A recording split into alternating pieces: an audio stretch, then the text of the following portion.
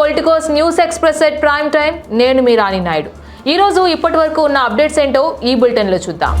జగ్జీవన్ రామ్ స్ఫూర్తితో కూటమి ప్రభుత్వం పనిచేస్తోందని ఏపీ సీఎం చంద్రబాబు అన్నారు. ఎన్టీఆర్ జిల్లా ముప్పాలలో బాబు జగజ్జీవన్ రామ్ జయంతి వేడుకల్లో పాల్గొని నివాళులు అర్పించారు.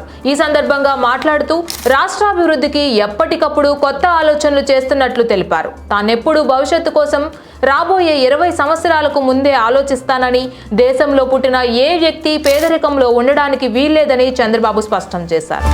ఆస్తుల పంపకాల విషయంలో వైసీపీ అధ్యక్షుడు వైఎస్ జగన్మోహన్ రెడ్డిపై షర్మిల చేస్తున్న ఆరోపణలను మాజీ ఎమ్మెల్సీ వేంపల్లి సతీష్ రెడ్డి ఖండించారు.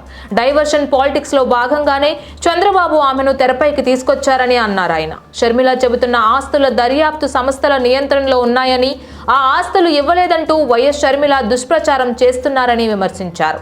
చంద్రబాబుకు మేలు చేసేందుకు షర్మిల అలాంటి వ్యాఖ్యలు చేస్తున్నారన్నారు. వైసీపీ ఎంపీ మిథున్ రెడ్డి అరెస్ట్ను చేసేందుకు ఏపీ సిఐడి బృందాలు ఢిల్లీకి చేరుకున్నాయి.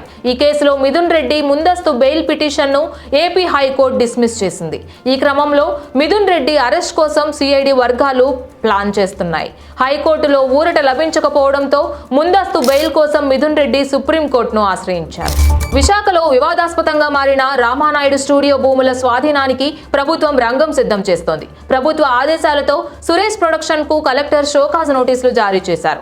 మధురవాడలో 34.44 ఎకరాలను సురేష్ ప్రొడక్షన్స్ కు ప్రభుత్వం కేటాయించింది. ఆ భూముల్లో రియల్ ఎస్టేట్ వ్యాపారం జరిగినట్లు ప్రభుత్వం గుర్తించింది. దీనిపై వివరణ ఇవ్వాలని నోటీసులు జారీ చేశారు.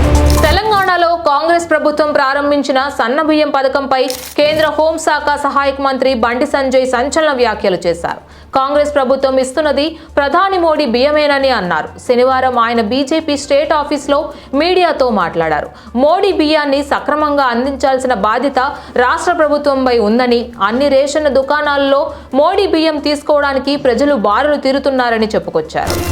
ఎర్రవల్లిలోని ఫామ్ హౌస్ లో బీఆర్ఎస్ అధినేత కేసీఆర్ కీలక నేతలతో సమావేశమయ్యారు. ఉమ్మడి మహబూబ్ నగర్, నల్గొండ, ఖమ్మం జిల్లాల నేతలతో భేటీ నిర్వహించారు. బీఆర్ఎస్ రజతోత్సవ కార్యక్రమాలు, వరంగల్ సభపై చర్చించినట్లు తెలుస్తోంది. రజతోత్సవ వేడుకలను ఘనంగా నిర్వహించేందుకు బీఆర్ఎస్ సిద్ధమవుతోంది. హెచ్సియు భూముల వ్యవహారం తెలంగాణ రాజకీయాల్లో తీవ్ర దుమారం రేపుతున్న వేళ దీనిపై కాంగ్రెస్ అధిష్టానం ఫోకస్ పెట్టింది. ఏఐసిసి వ్యవహారాల ఇన్ఛార్జ్ మీనాక్షి నటరాజన్ హైదరాబాద్ కు చేరుకున్నారు. ప్రభుత్వం నియమించిన కమిటీతో భేటీ కాబోతున్నట్లు తెలుస్తోంది.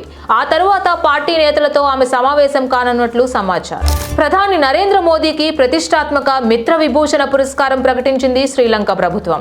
కొలంబోలో శ్రీలంక అధ్యక్షుడు అనురా కుమార దిశానాయకి ఈ అవార్డును ప్రధాని నరేంద్ర మోదీకి ప్రదానం చేస్తారు.